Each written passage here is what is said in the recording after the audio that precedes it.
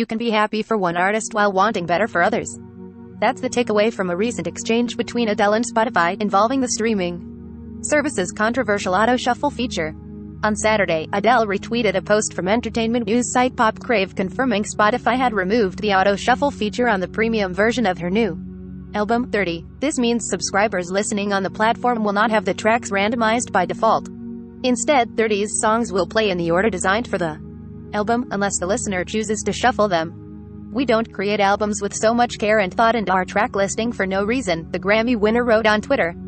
Our art tells a story and our stories should be listened to as we intended. Thank you Spotify for listening. Anything for you, Spotify's official account wrote in response, adding prayer hands and sparkle emoji to highlight what seemed like a maybe not so great. Fans were quick to argue the feature should be available to all artists. There was also some confusion as to whether this meant the shuffle feature was being removed altogether, which to be clear, it is not.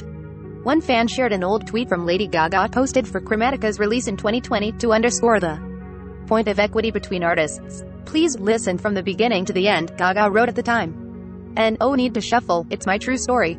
Who gets to tell their stories and why have long been the hot seat questions for those of power and privilege. But as the music industry changes with the digital landscapes, the issue of how these works are presented is becoming just as contentious. The good news is it seems Spotify is getting the message about this being a problem. Responding to a request for comment via email, a Spotify spokesperson told Mashable Auto Shuffle would soon be removed for all albums on the premium, aka paid version of the platform. As Adele mentioned, we are excited to share that we have begun rolling out a new premium feature that has long been requested by both users and artists to make play the default button on all albums, they said. For those users still wishing to shuffle an album, they can go to the Now Playing view and select the shuffle toggle. As always, we will continue to iterate our products and features to create the best experiences for both artists and their fans. Notably, this means auto shuffle will remain for any listeners who use the free version of the platform. That considerably undermines the point of removing the feature from an artistic standpoint, since Spotify has roughly as many ad-supported users as it does paid subscribers. What's more, this small tweak doesn't begin to address the hugely problematic role Spotify plays in the ongoing fight to get streaming artists properly compensated. Spotify's ad-supported 30 left and premium 30 right. Note the shuffle icon removed.